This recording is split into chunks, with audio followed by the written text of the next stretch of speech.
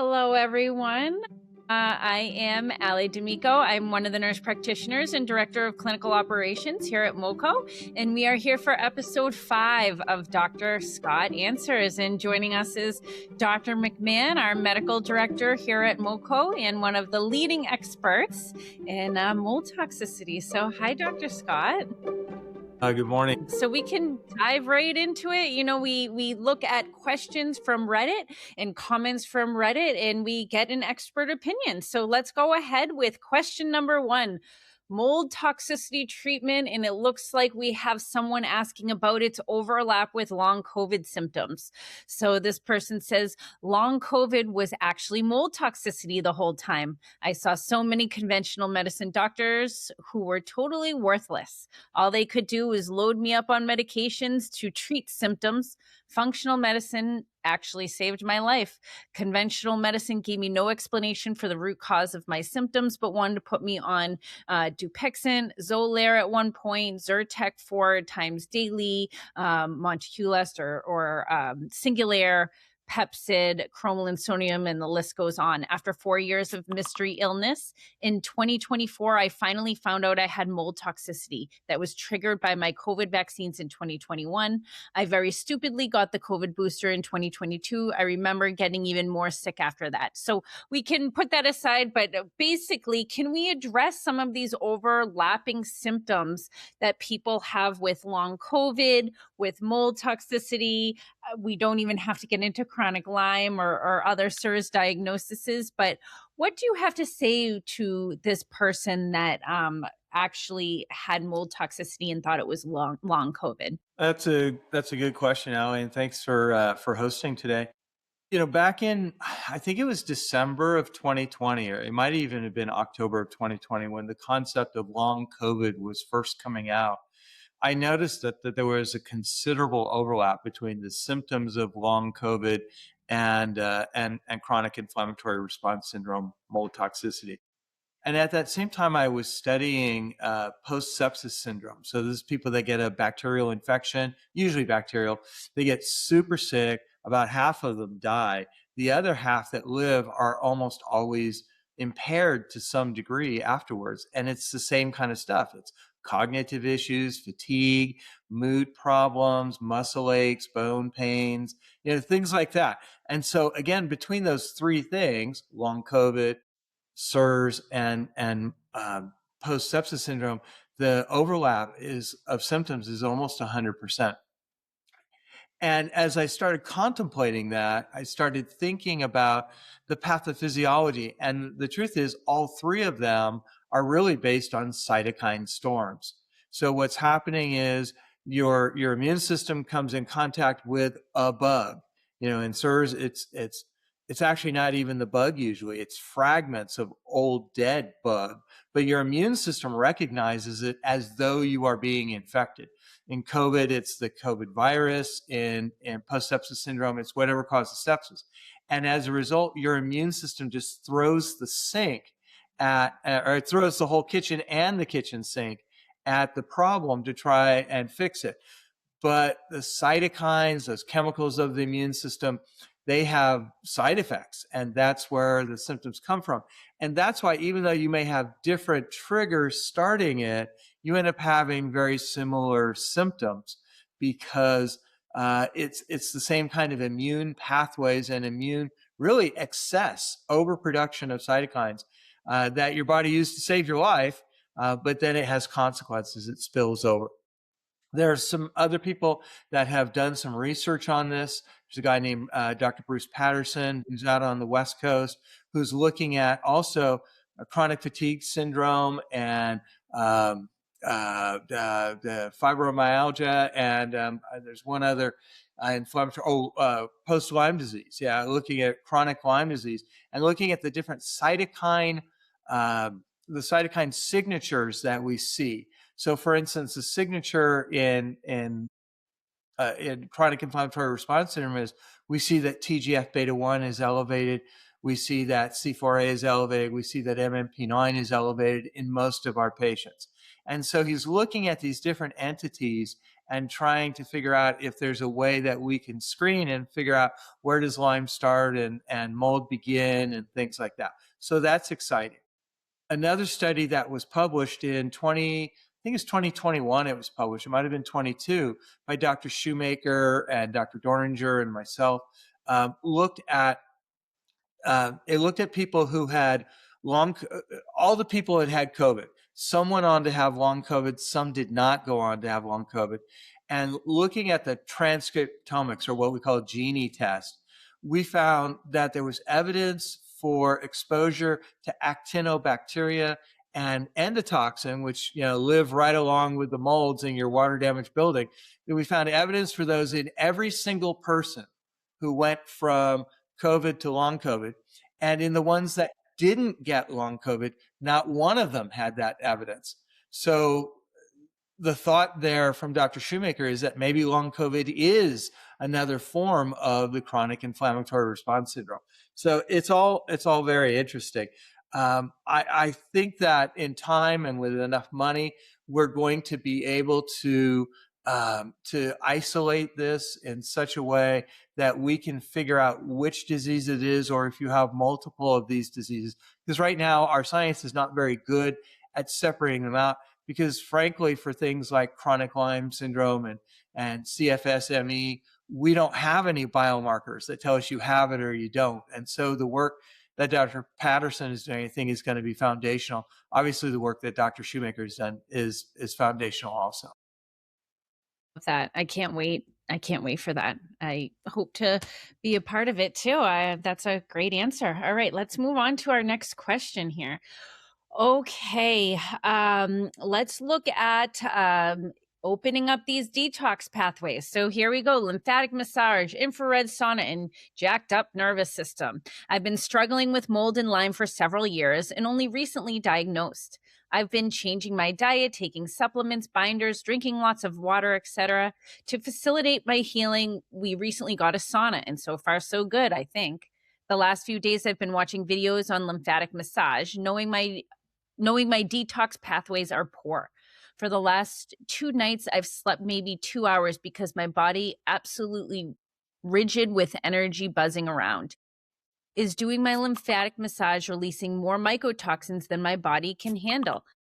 How can I assist my detox pathways without stressing my body out? So it looks like this person has been trying to do everything to open these detox pathways, but it's keeping him or her up at night. And any advice for these people on saunas or lymphatic massage, or when to do them, or how to do them, or how to decrease side effects while doing them? Sure. And that's also a really good question. There are a whole bunch of ancillary treatments that people try. And in the functional medical world, you'll probably get exposed to a lot of these. In the Shoemaker protocol world, we don't do many of these. And the reason for that is, having seen a couple of thousand patients at this point, and many of whom who've seen other doctors and didn't get better, I find that most of these therapies, about 30 to 40% of patients get better with them, and 60 to 70% don't. And the bottom line of that is, if you try something and if it's helping, then you should continue it. But if you try something and it's not helping, then you probably should stop doing it. So some of these are like, we mentioned infrared sauna. Infrared saunas are great. You can buy a big $10,000 one. You can go to the club, or they have smaller ones that fit almost like a suit around you, like you've got your own little fat suit on, only it's an infrared sauna. Those are great. You got to make sure that you stay hydrated. Again, about 30 to 40% of people feel like it does magnificent things for them. Like the person who wrote this question had a great deal of energy. I mean, that's awesome. And I hope that continues. But most of the people that I talked to didn't have improvement with them. And so, if you do them for a week or two and you're not having improvement, you should probably stop. Again, you got to stay hydrated while you're doing that. If you're using one of those suits, you got to make sure that you clean it so that your sweat and whatnot does not make mold on the inside of that. So that's one thing. And as an adjunct to that, some people do foot saunas.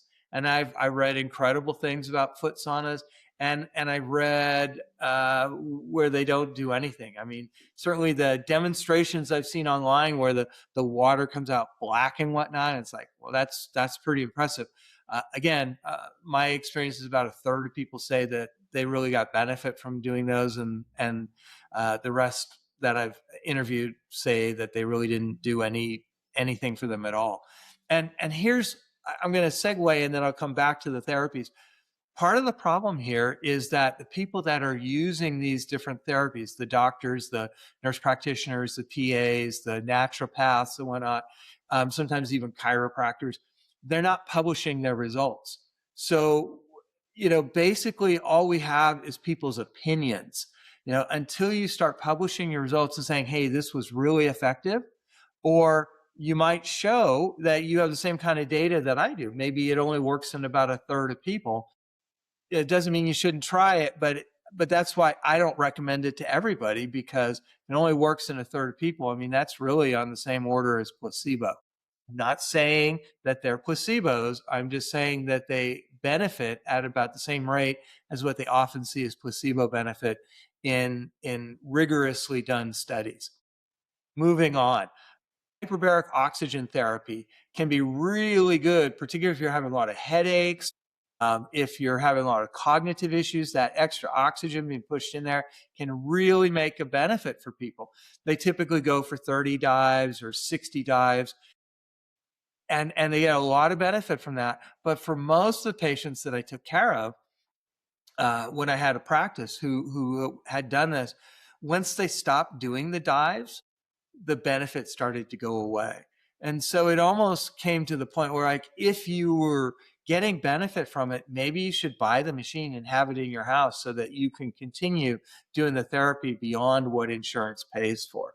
A lot of people use IVs like Myers cocktail or PK solution. Again, I find 35-40% of people will get benefit from that, and it'll be immediate benefit. It's hard to know about long term because they're usually doing a lot of other therapies at the same time. And so whole clinics have sprung up where they just have chair after chair after chair. You have 30 or 40 people there getting their IVs. And if there's 40 people there and 10 of them are getting benefit, um, you got to wonder, because that's invasive and expensive and has some potential serious side effects.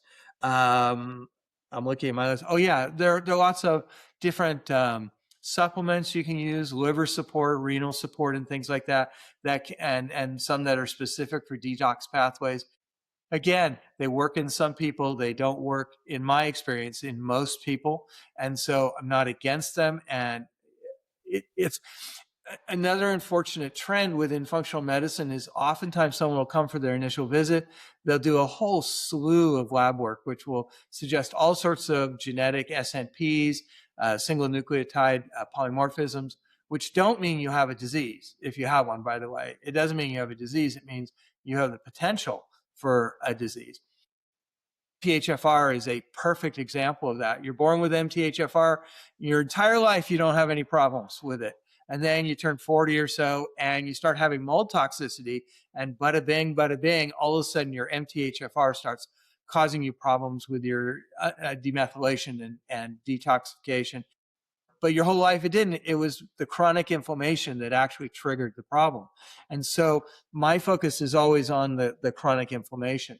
And going again back to some functional medicine people, they'll do all this testing and then they'll put you on 25 supplements at the same Yeah. time.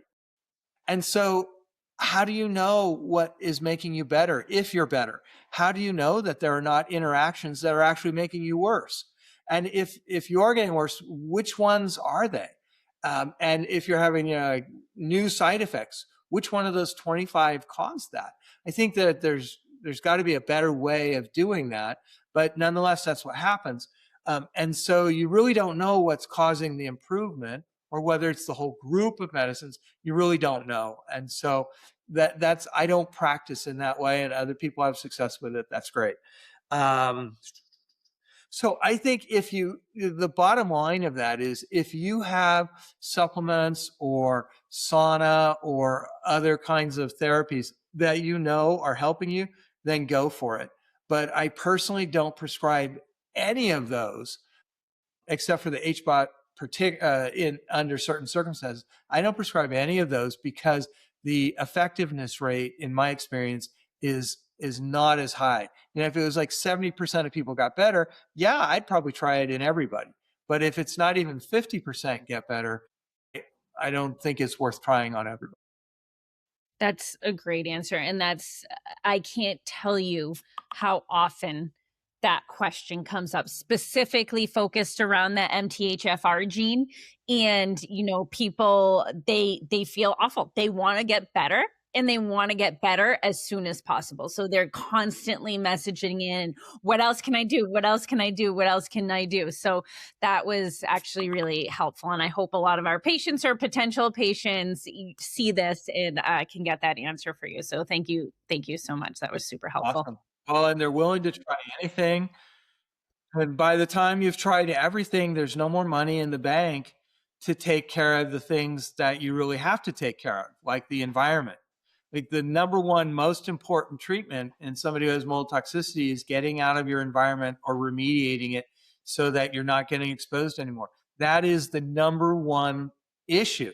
You have to get that done, and you have to get that done right. And if you don't, all those other ancillary things, they can help a little bit, but I liken it to a bathtub. If you've got water in the bathtub, we'll usually give you a binder, and that'll help. That's like opening the drain and the water starts to go out. It's slowly, but it starts to go out. But if you turn the water on at the same time, it's really hard to drain the tub. And the point is, if you're still living or working in an exposure and mold is the issue, then if you continue to do that, it's like turning the water on while you're trying to drain the tub. And it can make it for some people, for a lot of people, impossible to get better because they keep getting exposed. So that's where I'd like to see patients focus their money, is on getting the environment right. Great point. Great point. All right. Our last question. This one is near and dear to my heart here. Went to the doctor at a teaching hospital. I didn't know this, but toxicologists that are practicing allopathic Western medicine do not acknowledge mold toxicity aside from respiratory symptoms to which they just give steroids for. I have classic mold toxicity symptoms. They told me there is no such thing. Anyone have this experience? So I'd love to talk to you about this, Dr. Scott, because as a background, as a primary care physician, I mean, provider, not physician, I'm a nurse practitioner, but primary care provider for 14 years.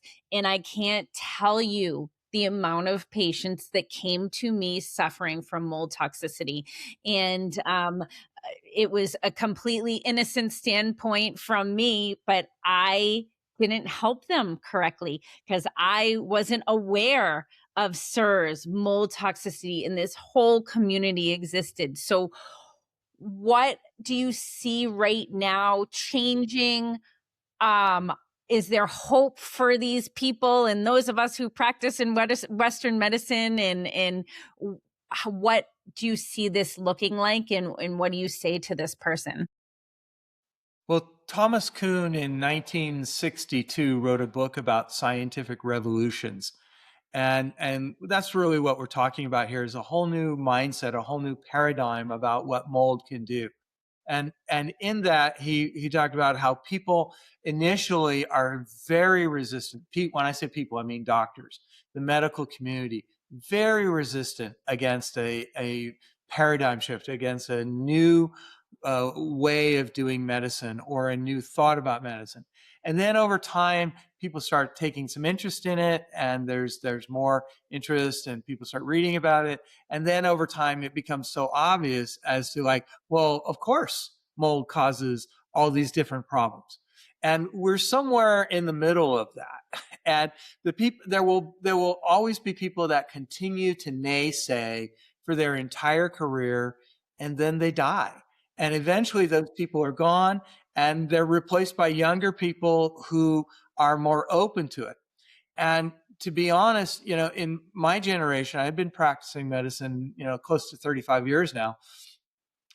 We weren't taught the things about the innate immune system that would make it possible for you to understand what chronic inflammatory response is and how it works.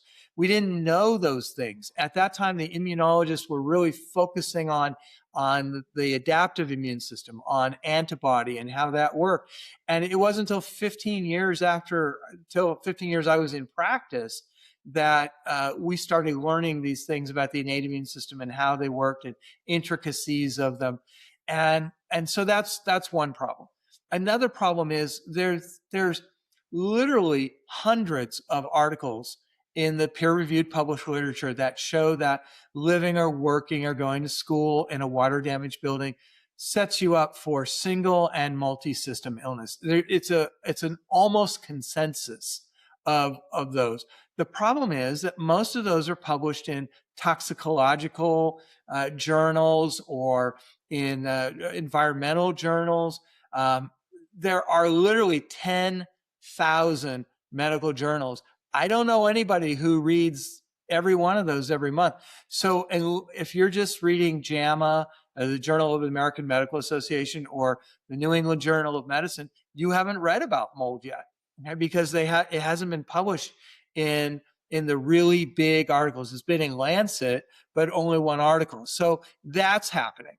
Okay? At the same time, we're having a public uprising, basically, because the experience of this writer, I've seen hundreds of people that have gone through that. Most of them got sent to a psychiatrist, by the way, because the doctor or the provider assumed that this person had something going on in the head because they had symptoms that from their own medical experience they didn't know how to explain. They did all the lab tests for which they were familiar, and everything came out normal, so you must be normal. But there's another option there, and that is that there's an illness here that you don't know that requires other lab tests to diagnose. And that's exactly what SIRS mold toxicity is. So we see this large number of people who have no experience with it, and they've not read anything. They were taught when they were in school that this doesn't exist. And now that we know that it exists, they are not early adopters. I'm going to tell you another thing about the medical community. It takes a long time for the medical community to accept something. There's one publication that suggests that it takes at least 17 years for something to go from the initial scientific discovery to it's well accepted within medicine. My own experience, my own research says if there's money involved, it takes closer to 40 years. So an example of that would be tobacco. We knew in the 1950s, and the Surgeon General in the 60s was putting, labels on cigarettes saying that this can cause cancer. And they were not allowing you to advertise it to children in the 60s. But it wasn't until the late 1990s when 47 or 48 states sued the big tobacco companies for hundreds of billions of dollars that people actually started backing off on advertising in the United States and the like. We see the same kind of pattern with the use of radon, which was in World War II. And while the GIs were in Europe and in the Pacific, their wives were in the factories making ships and making watches and using radon. They were taught to take the paintbrush, lick it with their lips to get this really fine thing, and then make the watch dial with the radon so it would phosphoresce in the middle of the night so submarines couldn't be spotted from 20 miles away. Many of those women went on to get lip cancer and other kinds of mouth cancer, leukemias and whatnot, from their radon exposure. We see the same thing with asbestos. It took 40 years. And why does it take so long? Because those companies are making maybe even trillions of dollars in that 40-year period, and then they pay out a couple $100 billion. And most of that is paid by insurance companies. So there's no incentive on their part to change. And there's no incentive in the medical world. Like big pharma, you could pay You could, I'm sorry, if you had chronic pain, fibromyalgia, and you want to sell Lyrica for, it's probably 350 now, but it used to be $650 a month, and you've got somebody hooked for life. Or you could use some cholecyramine or colesevelam for $100 a month for 3 to 4 months and be done with it. Which one fits your business model better? So there's no incentive for people to be doing this kind of research and putting it in the larger journals so that the whole medical community shows up. So that's a big, long-winded answer, but there are multiple different competing entities here, and ignorance is bliss for many people. Right. And hope exactly. Yes, yes. Yes, hopefully the word's getting out there. We do have different medical programs that are now teaching about SARS, and people are now learning about it. So I'm hoping we're on the cusp of a breakthrough on this. There's a significant amount of disinformation that's out there, and that comes from two sources. One source are people that are usually in their 60s to 80s. They finished their medical career, and now they join the world of litigation. And so they write articles to prop themselves up as experts. These articles have no human data in them. They're really just their own opinion pieces. When you look at the value of evidence-based medicine, they're at the very bottom. But most judges, most juries, and most doctors don't know how to look at that and say, oh, this is just junk. This is ridiculous. I should, go to the bathroom and wipe with this. And so they've put this information out there, and it's been there for 20 or 30 years. It's never been rebutted directly.